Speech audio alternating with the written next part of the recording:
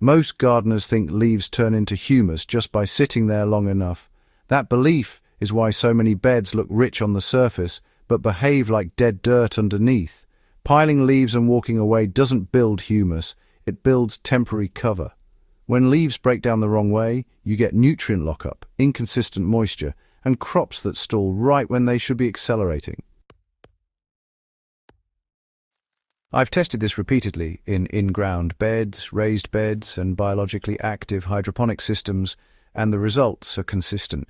Leaves only become humus when conditions are right, timing is respected, and interference is minimal. Get that wrong, and you're just delaying decomposition instead of directing it. If you're here because you actually want your soil to improve year after year, not just look busy in autumn, subscribe now. This channel is about practical systems that show up in harvest weight and plant resilience, not seasonal rituals. Let's talk about what actually happens to leaves over 4 weeks, because the transformation is predictable once you stop treating leaves like compost and start treating them like biological input. The biggest mistake is treating leaves as finished organic matter. Fresh leaves are not humus.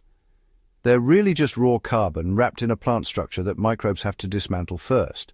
When gardeners spread whole leaves thickly and expect them to feed the soil, they're usually creating a dry, air-filled layer that, honestly, just slows everything underneath. In one raised bed trial, I applied a 4-inch layer of whole maple leaves in early fall. After about 2 weeks, the soil under that layer was actually drier than adjacent bare soil. Worm activity dropped and decomposition just stalled. The leaves curled, shed water, and formed a mat that blocked contact with soil biology. By week 4, very little had changed, except, well, the aesthetics. Now compare that to shredded leaves applied at 2 inches over moist soil. Within 7 days, fungal threads were visible. By week 4, the leaf material had darkened, collapsed, and partially integrated into the top inch of soil. Same leaves, but a totally different outcome. The difference wasn't time, it was contact, moisture, and structure. So week 1 is all about moisture and contact, not decay. During the first week, nothing really breaks down in a way you can measure visually. What actually matters here is whether microbes can access the leaf surface. Shredding, yeah, it increases the surface area, but honestly, moisture is the real gatekeeper. Leaves that are applied dry, well, they just stay dry.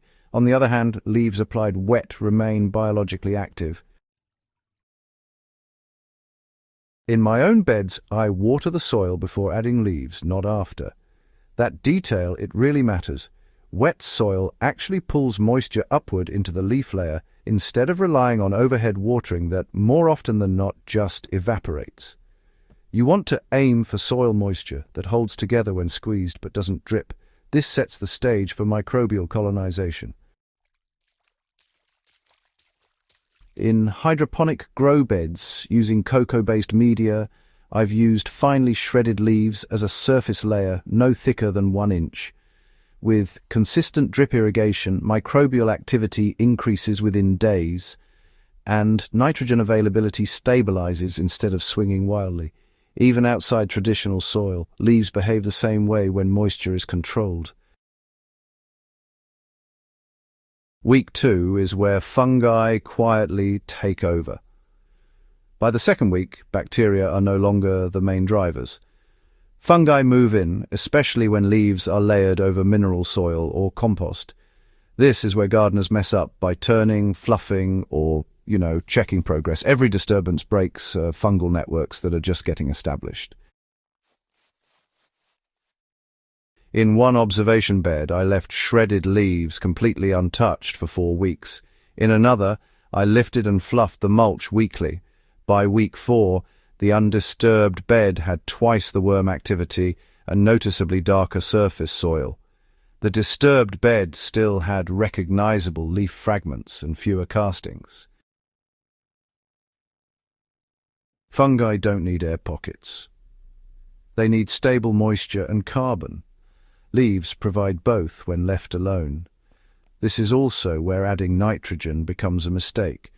Too much nitrogen early speeds bacterial action and suppresses fungi, which honestly delays humus formation rather than accelerating it.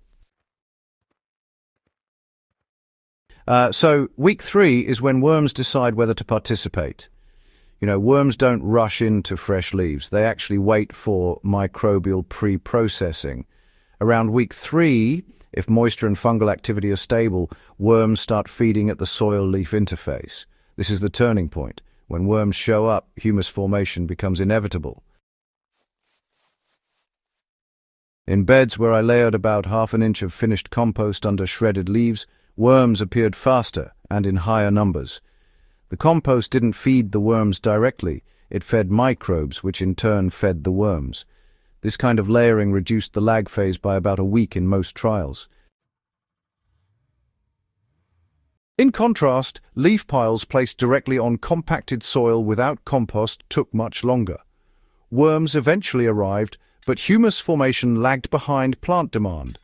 This really matters if you're trying to time nutrient release with crop growth rather than just doing seasonal cleanup. So week 4 is where humus actually starts forming. By week 4, leaves aren't humus yet, but they've crossed the point of no return. The material darkens, collapses, and loses its original structure. This is where gardeners, often get confused and think the job is done. But what you're seeing is pre-humus, is stable organic intermediates that will become humus over the following months. The key indicator at this stage isn't appearance, it's behavior. The surface soil should stay moist longer, resist crusting, and show increased aggregation when disturbed. If you dig lightly and smell earth instead of rot, well, you're on the right path. In raised beds, this stage coincides with improved root exploration. Plants grown in beds with 4-week-old leaf integration consistently show finer root branching and better drought tolerance.